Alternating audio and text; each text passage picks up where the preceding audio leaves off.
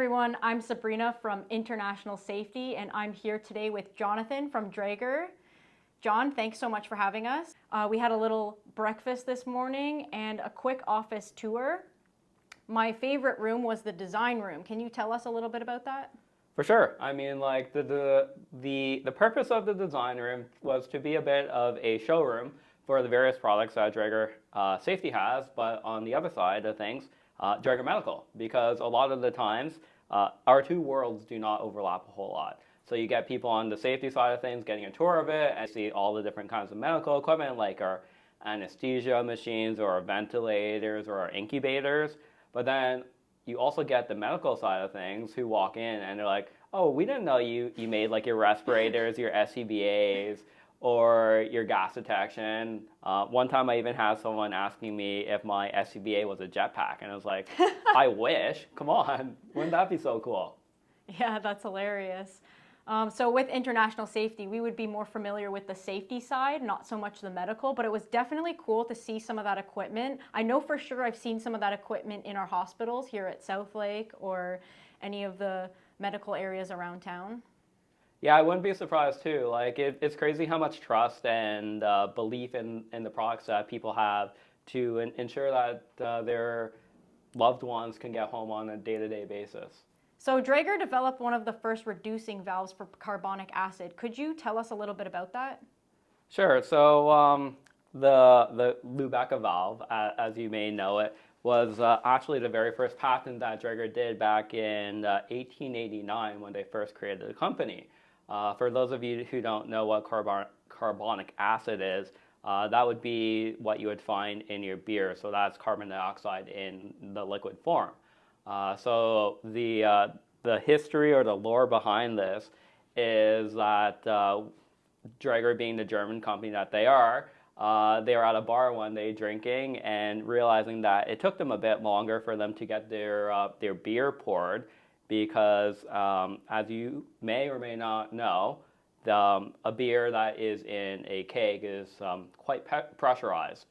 And when you take that high pressure from the keg and you turn it into regular pressure, which would be from the atmosphere, and you do that really rapidly without a pressure reducer, you're going to get a lot of freezing. So when I'm pressurizing my keg, it's going to get hot, but when I'm depressurizing, it's going to get cold. So what happened was they realized that, hey, it's taking a bit longer for that experience, and they figured there must be a better way of doing that, and that's where they came up with the Lubeca valve. And then there's the joke that we got so good at being able to dispense beer, we had to find a way of testing to make sure that the people weren't too drunk. So that's where our line of breathalyzers came from. Right, so we have Draeger to thank for our beer taps these days. And also the ride checks these days too. Right, so here I actually have one of the breathalyzers, which most people probably don't realize that you can actually purchase. International Safety carries this as well. What can you tell us about the alcohol test? Sure. So the alcohol test that you have in front of you right now is the 3820, which is supposed to be the consumer breathalyzer. We also have the 4000, which is basically the exact same thing, but it has a bit of a facelift to it. This would be used to just have an idea about where you're at right now in terms of how drunk or how not drunk you are. So typically what you would do is you would wait 15 minutes since your last sip of alcohol, and then you'd blow into it. And it's as simple as, yeah, absolutely. So it's as simple as turning it on. It'll tell me ready, and then from there, what I'm going to do is I'm going to expose my mouthpiece and blow into it. So what I was doing right there was just doing a controlled, constant breath, and it was looking for a certain volume. There was a bar going along the cross, like a progress bar, to tell me how much I still had to continue blowing. And then afterwards, it would give me a concentration. So right now, because I'm in the office and it's during the working day, I'm blowing 0.000. But if we were at a bar or something like that, and I just wanted to figure out where I'm at right now, then I could do a spot check, I guess you could say. Because a lot of times, while we do have posted the the 0.08 or whatever, this is like, sure, there's a guideline to be like, oh yeah, that's roughly like, what, 3 beers or something like that, but you don't really know how you feel until you actually have some kind of a guideline for that. That's true. We all have that one friend that, we want to make sure they get home safe. So what's this device here then? Sure. So this device is also one of our breathalyzers, but instead of there being a mouthpiece that you would have the subject touch with their own lips, for hygienic purposes, this one uses a funnel. The scenario might be that, hey, I'm a shuttle bus and I'm taking my employees from like a parking lot to wherever they have to be working, but it's a dry area. So to ensure that the employees haven't drank before going into work, I'd have them blow into one of these instead. So the benefit is that it's a funnel instead of having a mouthpiece, and I'm also able to get a result a lot faster. The only downside is it's not going to be able to tell me what my actual concentration is. It will only tell me whether or not there's alcohol present. So I'll do a demonstration real quick just to show you how simple it is to do a sample with one of these. And that's it. Wow, it's that fast? Yeah, it's that fast. And then I've got a color code to tell me whether it's green or red. So green would be everything's good. Red would be, hey, they have a concentration above 0.02. Wow, that's so interesting. Yeah. Yeah, and like the other cool thing is that there's a tripod mount on the back in case I wanted to connect a selfie stick or something like that. So if I had to reach it up into an area, or if I want to get pretty away from someone but still have them blow into it, then that's a nice way of extending it. Wow, that's really cool. And so Draeger also pioneered one of the first anesthesia machines, right? Can you tell us about that? I do know to a certain degree about that, but since it's more of a medical thing, I may not have my story straight. But once upon a time, with the anesthetic gases, I suppose they used to be quite dangerous to be able to administer those gases at such low concentrations. So Draeger thought that, hey, there must be a way of doing this a bit better. So they came up with the anesthesia machine that had a more controlled way of administering the various kinds of anesthetic gases.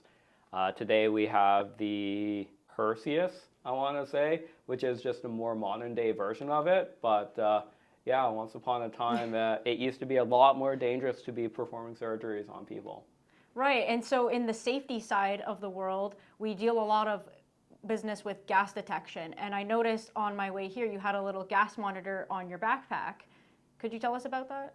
Yeah, I mean, like for me personally, because I go out in the field a lot, you never know exactly where you might be walking into. So I have a carbon monoxide detector, or CO. Just because it's a colorless, odorless, tasteless gas, you never know when carbon monoxide could be present or when it is not present. So yeah, just for my own safety as well as it's a talking point, right? So even you right now, you mentioned that, hey, I saw that gas monitor on it. Can you tell me a bit more about it? So yeah, that's what I did just for my own peace of mind. And paramedics like to have them on their paramedic bags because when they're going and responding to carbon monoxide calls, they never know whether or not there's still carbon monoxide present. Right, so has a gas monitor ever saved someone's life in your personal experience? So I was not present at the time, but I do recall hearing a story about one of our monitors actually saving several people's lives. So the story was that there was a department that was going for responding to a call. They saw in the window there was a guy slumped over in a chair. So their first instinct was, oh yeah, we have to go and rescue this guy. So they walk in. They didn't have any gas detection on at the time, and then the paramedics actually came. And as the paramedic was walking in, they found out that, hey, their device was going into alarm. So everyone had to evacuate real quick, and it turns out that the carbon monoxide concentration was in the thousands. Wow. Yeah, they were pretty lucky that time that the paramedics had something to let them know, but the story could have been a lot worse otherwise. John, how long have you been working at Draeger, and what is your favorite part of the job? Okay, so I started working at Draeger back in April of 2017. So that's 6 years and change, which is pretty crazy to think about these days. But I actually first started working in the marketing division for 2 years, and then a position opened up, so I can go out in the field. And I decided, yeah, this would be something to check out for a change. And 4.5 years later, whatever that number is, I'm still doing it. So it must be I must be doing something right. Definitely, our paths have crossed, and I definitely enjoy working with you. At International Safety, we sell a lot of the safety equipment that Draeger sells. Yeah. Yeah, and I mean, like, I appreciate working with both of you, as well as the rest of the international safety team. They're quite knowledgeable when it comes to the various kinds of safety products that are out there. In terms of what my favorite thing about the job is, well, it's so hard to pick one thing to think about. For one, it's just everyone needs safety equipment to a certain degree. So every single day is a different challenge, and it keeps the job interesting. The other thing about this job is just like the wide variety of products that we have, like the respiratory protection side as well as the gas detection and the impairment with the breathalyzers and the drug screening devices. But then there's also the engineered solutions division that we look after as well for the fire training side of things. So there's a huge portfolio, and it just every single day is a different challenge. So you're constantly learning about the new technologies and products. Is there any interesting products coming out in 2024? Yeah, I mean, like we have a successor to the BG4, which is our closed circuit breathing apparatus. Typically, that would be found for mine rescue because everyone is underground and their jobs can be quite long in duration. But down here in the GTA, a lot of it would be found in the tunneling applications because a lot of the tunnels are pretty long and deep as well. So this Pro Air is going to be the successor to the BG4. It's a closed circuit breathing apparatus that will give you up to 4 hours of breathable air. And the way it works is similar to a scuba gear, but just not for underwater. Okay, awesome. And could you maybe describe the difference between APR and a supplied air? Yeah, absolutely. I mean, like, so APR is going to be known as like an air purifying respirator, and so it gets the name air purifying respirator because it's taking the contaminant and it's purifying it. So think about the way that your water filter purifies the contaminants before you drink it. The same can be said about your air purifying respirator. So there is a filter that is going to be filtering out various kinds of hazards like particulate or maybe chlorine or ammonia, so that when the air gets to your lungs, you're not going to be breathing in that kind of toxic gas. Whereas a supplied air would be, there might not be a filter that would be able to accommodate that for whatever reason, or maybe the concentrations are too high, so instead of being able to use an APR, I'd have to use supplied air. So in that case, I'm taking a bottle that might be 5 minutes or 10 minutes or 60 minutes or what, a bottle that has a certain duration, and it's taking the uncontaminated air and it's compressing it into a bottle that I would then breathe off of for a period of time. Interesting. And so what would powered air purifying respirator differentiate from the APR? So with an APR or a non-powered air purifying respirator, I actually have to work a little harder every time I breathe because the filter resistance. So every single time I'm taking a breath, I want to make sure that the air is coming in through the filters and it's not leaking in where it's not getting filtered. And because of this, it's going to be hot and it's going to be a bit more challenging to breathe. Whereas with a powered air purifying respirator, I'm going to have a blower that is going to be taking the air through a filter on its own through that blower, so that when I get that air, it's going to be A, cooler because there's a fan that's taking it, and B, it's going to be less resistance for me to have to breathe through it. Okay, so what are some factors that someone might consider a PAPR over an APR system? Well, like the main thing would be there's going to be several different aspects. One of them being, am I clean shaven?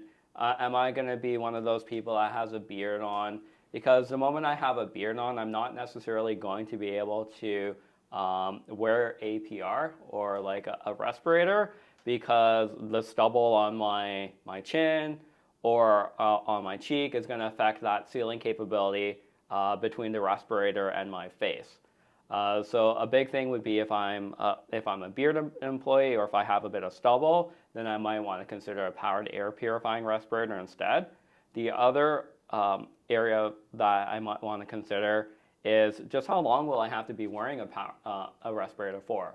If I'm going to be having to wear it for a couple of hours, or like half a day, or even a full day, I might not want to consider having to wear an APR instead, just because it's going to be uncomfortable after a period of time. It's going to be hot. It's going to be, my lungs are going to be working a bit harder to pull that air through that filter. So those are going to be two aspects where I might want to consider using a PAPR instead. Okay, and can you talk a little bit about the financial aspect and how a PAPR could potentially save you money opposed to an APR system? Okay. So one of the big, aside from being able to use a respirator when you have a beard on, another aspect that will be beneficial for individuals to realize is that when I have an APR or a regular respirator, then CSA says that I should be doing a fit test every year, unless there is some significant weight loss, or if I get like some kind of facial disfiguration. So let's say I get a scar on my face that may affect my seal on that particular area, in which case I might want to do a fit test more frequently than that. When I'm wearing a PAPR, specifically when I'm wearing like a hood or a helmet or anything like that, then the seal isn't going to be around my chin. It's going to be around closer to my neck, and it's going to be on a hood instead, typically. So for that, I don't necessarily have to be doing fit testing anymore, which would save me some money associated with that. So sure, there might be a more upfront cost for having to wear a powered air purifying respirator, just because the blower is going to cost me some money. But in the long run, if I know I don't have to be doing fit testing, if I know that I get potentially more buy-in from my employees, just because it's going to be more comfortable for them. So like, no matter how good your respiratory protection program is, if you don't have your employees wearing them properly, then what good is it going to be, right? For sure. I feel like powered air purifiers have gotten a lot more popular as the technology has gotten a lot better as well. And the cost benefit analysis of having a powered air purifier for those workers who are working, 8 hours a day, and it might be hot out, and changing out all those filters can be wasteful. Yeah, absolutely. I mean, like when I look at the size of one of our powered air purifying respirator filters versus like one of my APR filters, there is a significant size difference as well. But of course, with the size difference, it also means that there's going to be more weight associated with them carrying it. Right. And what about your competitors for powered air purifiers? Is there anything that makes your powered air purifier stand out opposed to the competitors? Yeah, of course. I mean, like one of the great things about us as an organization is the fact that we have our APR, PAPR product manager based out of Ajax. So like in Ontario, that's great information, because hey, if I have a product manager that's looking after the portfolio that's local instead of being not local, then hey, I might as well utilize that person as often as I can. So if I can bring him onto site, then that's a really good source of expertise that I can leverage. In addition to that, just the fact that our powered air purifying respirator is going to be more durable. So our blower is, the life expectancy of our blowers is roughly going to be twice as long as some of our competitors out there in terms of how many hours it can run. Wow, that's significant. That kind of reminds me of your Draeger sensors, which are also outlive some of the other competitor sensors' lifespan.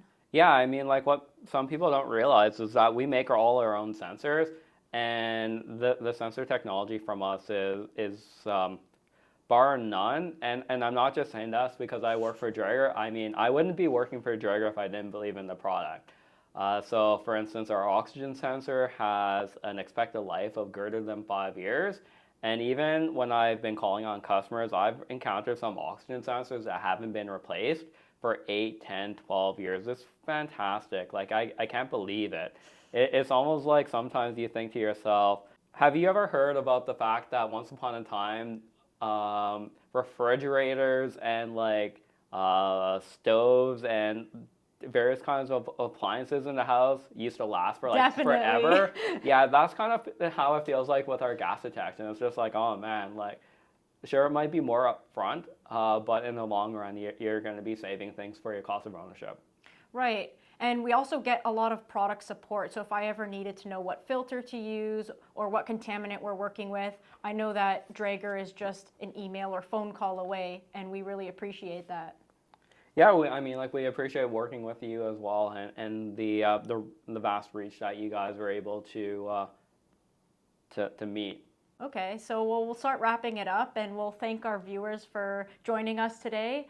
Uh, don't forget to like, share, and subscribe, and let us know what you'd like to hear more of.